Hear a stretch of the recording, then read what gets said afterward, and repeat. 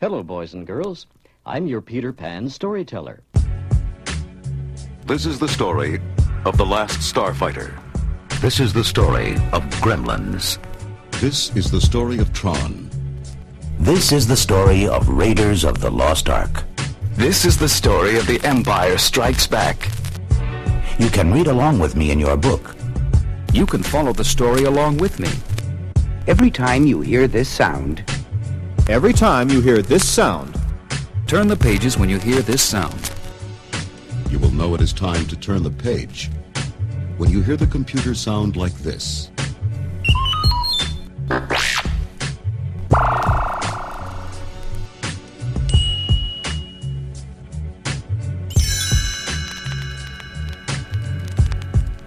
Let's begin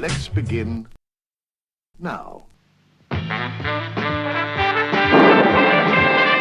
We were cold and soaking wet and lost out in a storm. We went inside a spooky house just hoping to get warm. The dusty clock said 6:30. We knew that it was wrong. When we set the hands to 12, the clock began to fall.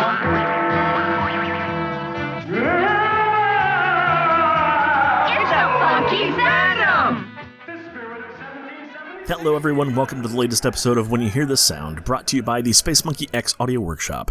This is your host, Rob Lamley. After the success of Scooby-Doo, Where Are You in 1969, the formula for a cartoon that follows a group of mystery-solving teens with a non-human member of the group became commonplace. Fangface, Jabberjaw, Josie and the Pussycats, Speed Buggy, Captain Caveman, the list goes on, and includes the show featured on today's record, The Funky Phantom. No pun intended, but I don't know what possessed the people of Hanna-Barbera to make a cartoon featuring a spectral Revolutionary War-era man and his equally dead cat, but somehow they made it work for 17 episodes between September 1971 until January of 1972. Naturally, the show lived on in reruns for a number of years after. The setup for the show is that, back in 1776, Jonathan Wellington Mudsie Muddlemore and his cat Boo hid inside a grandfather clock to get away from the Redcoats. Unfortunately, they got stuck inside and died, only to be released 200 years later when a trio of teens, Augie, Skip, April, and their dog Elmo, took refuge inside Mudsie's mansion during a thunderstorm. For whatever reason, Mudsie and Boo joined the kids to solve spooky mysteries. The show starred some big names, including Dawes Butler as Mudsie. Dawes was a staple at Hanna-Barbera and wasn't above recycling the voice of one character for another. In this case, the Funky Phantom is essentially the same voice as Butler's Snagglepuss. Not that I'm complaining, because I always loved Snagglepuss. And who doesn't? Heavens to Murgatroyd! Tommy Cook played Augie, the leader of the group, and he played a similar role on the similar show, Jabberjaw. He was mainly a film actor, though, usually in small roles, like playing a priest in the cult classic The Thing with Two Heads from 1972. Christina Holland played April, and also played a similar role on a similar show, Hanna-Barbera's 1973 cartoon, Butch Cassidy and the Sundance Kids. That show featured a teen country rock band who solved mysteries with a dog named Elvis. She only had a few roles before she retired from acting entirely. The most famous name in the cast was Mickey Dolenz as Skip. Yes, Mickey Dolenz from the Monkees. Dolenz actually has quite a history in voice work, including Butch Cassidy and the Sundance Kids, Partridge Family 2200 AD, The Scooby-Doo Show, Batman the Animated Series, and was the original voice of Arthur on the Tick cartoon. Finally, Don Messick played Boo the cat and Elmo the dog, just some of the many voice gigs he had over the years. He played Scooby-Doo from 1969 until 1996 when he retired, as well as Boo Boo Bear, Papa Smurf, Astro from the Jetsons, Bam Bam on the Flintstones, and seriously, so many other roles. Hit Wikipedia for an exhaustive list. Like a lot of Hanna-Barbera shows of the era, there was some tie-in merchandise for the show, but not a lot. There was a board game, t-shirts, a comic book, a Halloween costume, and of course, this record with 4 funky tales. Today I'm presenting 2, April in Paris and A Revolutionary Cure, both featuring convoluted stories and middling voice work, but they're a fun little throwback to a simpler time, to a mostly forgotten cartoon series. Check them out. Found a friend in Funky Phantom. He'll pop right in just when you need him most. And Boo will too, and you can't do without him. That cat and that Funky Phantom goes. We were cold and soaking wet and lost out in a storm. We went inside a spooky house just hoping to get warm. A dusty clock said 6:30. We knew that it was wrong. When we set the hands to 12, the clock began to bum. Come on, big spenders. Cough up $1 each. I'm selling these raffles for the scholarship fund. And the least you can do is buy $1's worth for such a good cause. Hey, April, that's a good sales pitch. You've got me convinced. Here's my $1, even though I know I'll never win. I never win anything. Some guys are born losers, Skip. I'll take $1's worth too, April. Say, what are the prizes? I'm usually a lucky guy. Are you ready? The first prize is a round trip to Paris, France. Paris, can you imagine? Oh, I thought it would be something exciting, like 2 tickets to the Super Bowl. Super Bowl? Some people have no feeling for the finer things. I agree with you, April. I think a trip to Paris is a groovy prize. Though I never did know anyone who actually won anything in a raffle. Well, somebody's got to win. I've taken $5 of my birthday money and bought a whole bunch of tickets. After all, a chance to go to Paris. And, well, it's all for the scholarship fund anyway. Thanks again, fellas. See you tomorrow at the drawing.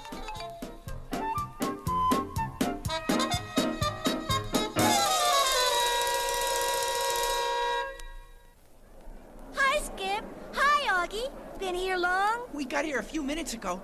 It looks like it's almost time for the grand prize number to be called. And now, the winner of the trip to Paris. The winning number is 2347. I repeat, 2347. That's me! That's me! I won! I won! I can't believe it! April actually won! Some people have all the luck.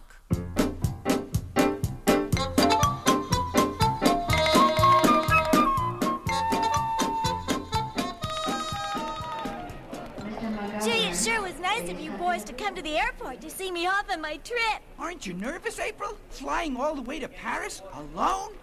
Wait a minute. Wait a minute. What's this I hear? A bon voyage party without yours truly? I'm hurt. Hurt to the quick. I tell you, to the quick. Oh, Mudsy, I'm so glad to see you. It all happened so fast I didn't have time to tell you. I've won a trip to Paris in the scholarship fund raffle. Isn't that wonderful? Gay Paris, Gay Paris. I remember it well. I remember it well. You've been to Paris? Skip, my boy. Who was it, do you think, got the Marquis de Lafayette on our side during the Revolutionary War? Really, Mudsy? Just give a listen while I parlez-vous française. Wow, Mudsy, you sound great, just like a Frenchman. To tell you the truth, I wish my French were a whole lot better. My dear April, you need not trouble your pretty head about a thing. I've always wanted to get back to Gay Paris, and what better time than now? I mean, with you. With me? Oh, Mudsy, that's super. It's time to get on the plane now. Goodbye, Skip. Bye, Augie. Mudsy and I'll write you from Paris. I will be home in a week. Bye. Bye.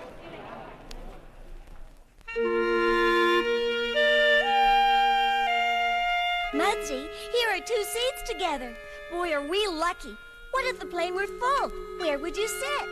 Many's the time I've sat on somebody's lap, my dear. You know, being a ghost, I don't have to worry about such things. Gay Paris, get ready for April and me. The days have gone by so fast since we've been here that I can't believe that tomorrow's the day we'll be going home. This has been the grooviest vacation I ever had. You've been a super guide, Mudsy, showing me all the interesting places. Everything's just like the pictures I've seen. You can just feel the history. I wish I were as lucky as you and had actually known the Marquis de Lafayette. And Napoleon. Napoleon? You knew Napoleon? We ghosts do get around, my girl. As a matter of fact, some of my old friends are giving a party for me tonight. And all the bigwigs, pardon the expression, will be there. Napoleon, Josephine, Madame Pompadour, and all the Louis, including this barber who once cut my hair when I was in Paris. Oh, Mudsy. But these people lived hundreds of years ago. They couldn't be around giving parties. Unless... Unless they were ghosts, like me. I don't tell this to everyone, April, but once a year we ghosts have a big reunion. You know, a bash, a ball. We sort of get into the spirit of things. And in my honor, tonight is the night. Do you think I could come? I mean, I know it's not usual, but I would stay out of the way. I wouldn't even say a word.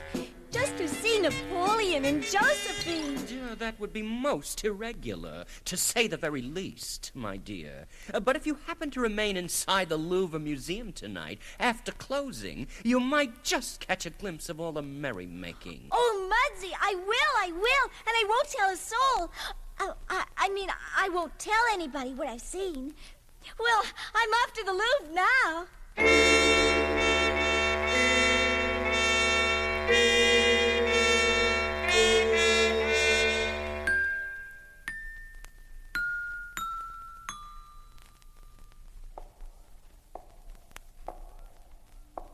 Wow, this is the darkest, oldest museum I've ever been in. But the paintings sure are out of sight. Why, there's the Marquis de Lafayette, Mudsie's friend. Hi there. Oh, that's silly. He can't hear me. It's only a picture. I think he winked at me. Must be my imagination. Say, there's a picture of a beautiful lady. I'll read who she is. It says, Madame du Barry. She looks like she'd love to come to Mudsie's party. Speaking of parties, it's almost closing time. I'd better find a place to hide. Behind this marble statue looks like a good place. I'll just tuck myself in here and... Closing time. All visitors are asked to leave the museum. Closing time.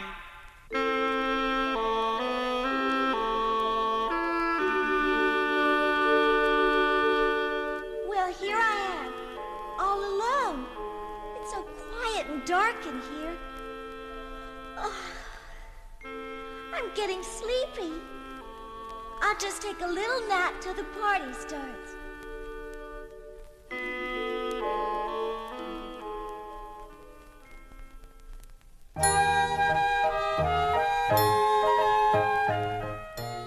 I can't believe it. All the pictures are coming to life. There goes that beautiful Madame du Barry, and Lafayette, and Napoleon, and Josephine, and Mudsie. There goes our funky phantom. How have you been, Monsieur Mudsie? We have not seen you for too many years. No? That's right already, but you haven't changed at all, my dear. Still as lovely as ever. Merci, you handsome devil.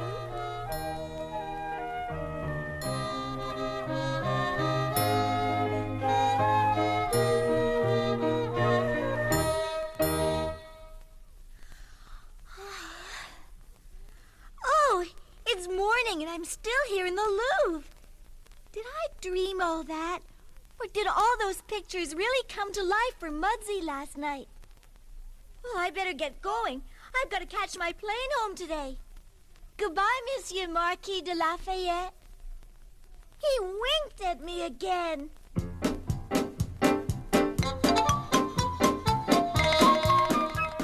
Here we are, Mudsie, back on the plane going home. Say, you look terrible. I think I had too much party. I'm not used to staying up so late. And all that dancing. I saw friends I haven't seen in 200 years like. Then there really was a party. I wasn't sure whether or not I dreamed it. All I know for sure is that a night on the marble floor of the Louvre isn't the most comfortable way to sleep. But then again, what girl has the chance to see Napoleon and all those other famous people dancing and talking? And now remember, April, you promised not to say a word about this to anybody. You're right, Mudsie. When I see the boys, I'll just tell them that there's nothing like a trip to Paris to make history come alive. We found a friend in Funky Phantom. He'll pop right in just when you need him most. And so we'll boo when you can't do without him. The cat and the Funky Phantom ghost. It's Funky Phantom time. Ooh.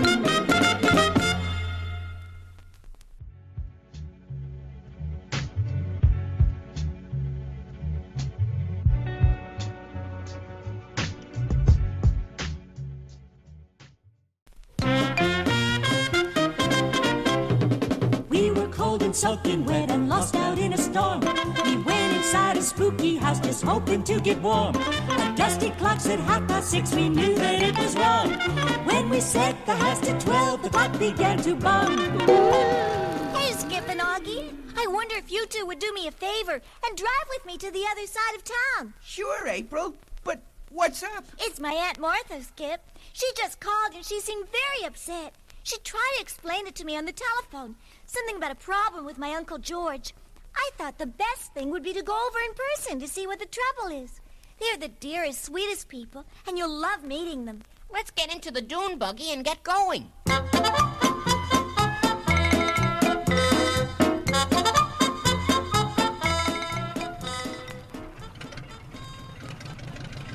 I never do get to see my relatives as often as I'd like to, so this will be a good chance to see how they're doing since Uncle George retired.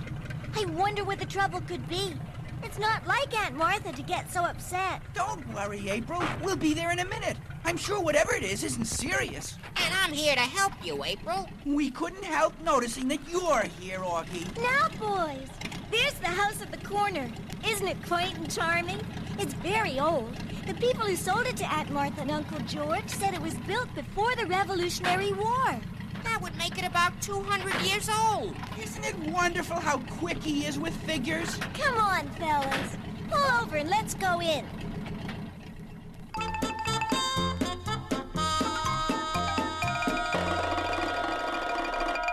Oh, April, dear, I'm so glad you've come.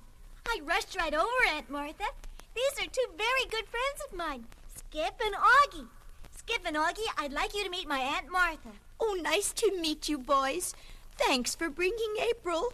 Now that we're here, Aunt Martha, what were you trying to explain to me on the phone? Oh, April, I don't know how to begin. It's your Uncle George. He fell asleep in front of the television set last night, and when he got up this morning, and I called him for breakfast, he announced that he couldn't think of eating breakfast while the troops at Valley Forge went hungry. The troops at Valley Forge? The troops at Valley Forge? Then he went into the attic and put on a Revolutionary War uniform that we found here when we bought this old house. He insists I call him General. And he spent the morning writing messages to the troops, telling them to keep up their spirits till they win independence. He signs all the letters, George Washington. Golly! I'd say you have a problem, Aunt Martha. We really needed you to figure that out, Augie. Keep your chin up, Aunt Martha. We'll find a way to cure Uncle George. Oh, April, I'm depending on you. Martha! Martha! Yes, George. Yes, General. Has the messenger arrived with any news from the front? I must get word on whether or not the French are going to come in on our side against the British. I don't know what to tell him. No, dear, not yet. No word yet. Are you thinking what I'm thinking, April? I think all of us are thinking the same thing, Skip.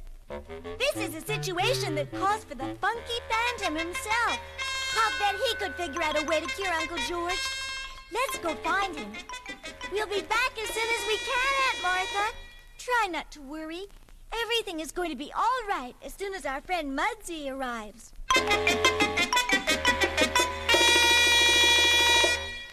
Wait a minute. Wait a minute. Tell it to me one more time, slow and easy like. I'm not exactly a teenager, you know, and you gotta talk so I can understand. All right, Mudsie, I'll try again.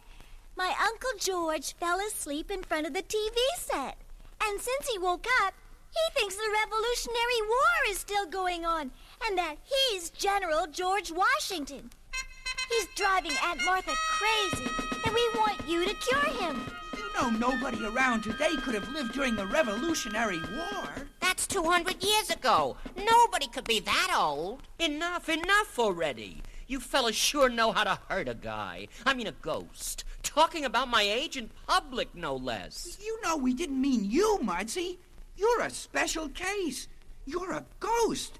And, well... Will you help us, Mudsie? Will I? Of course I will. Can't have these amateurs talking about the Revolutionary War, you know.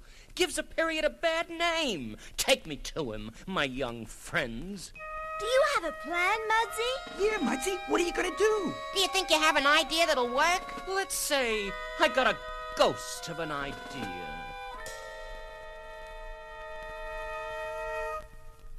Aunt Martha, we're back. Oh, April and boys, how nice of you to rush back. Have you figured out anything? Relax, Aunt Martha. You're in good hands. Where's Uncle George? Oh, he's up in his room. I mean, his headquarters. Well, it won't be long now. Confound that messenger. What's holding him up? We've got a war to win. Who are you? Are you the messenger? Yes, sir. Messenger at your service, General. I got some very important news, sir. Where is the message? Well, you see, sir, it was so important I had to memorize it and destroy the paper. Then on with it, on with it. General Washington, sir. Cornwallis's army has surrendered at Yorktown. Ah, that means the British are done for. The war will be over soon, and we'll have our independence. Yes, sir. And you, General, will be able to take a rest. You look very tired, General. Very tired. Look into my eyes, General. You are very tired. Very tired. Yes, I am very tired. War is a tiring business. You want to sleep. Sleep. Sleep. War almost over. Sleep. Sleep. Sleep.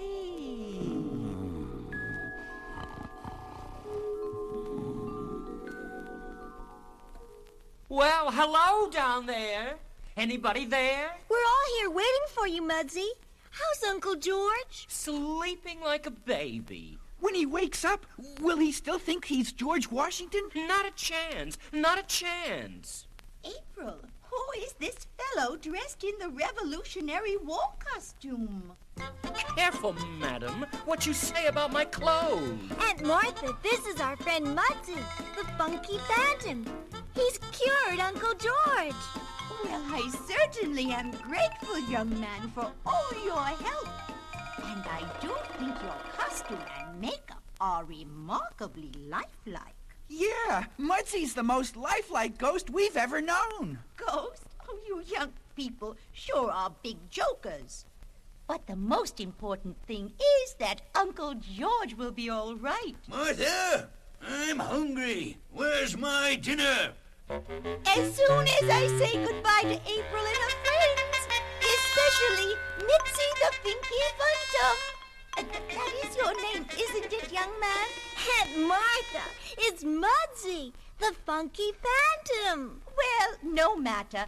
You've proven again how helpful the younger generation can be. Thank you. We teenagers are just very talented. Found a friendly Funky Phantom. He'll pop right in just when you need him most. And so will Boo, and you can't do without him. The cat and the Funky Phantom Ghost. It's Funky Phantom time.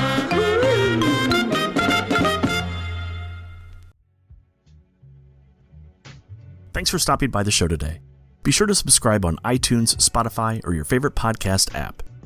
You can head over to spacemonkeyx.net for pictures, links, and additional information about this episode, and check out some of the other podcasts presented by the Space Monkey X Audio Workshop.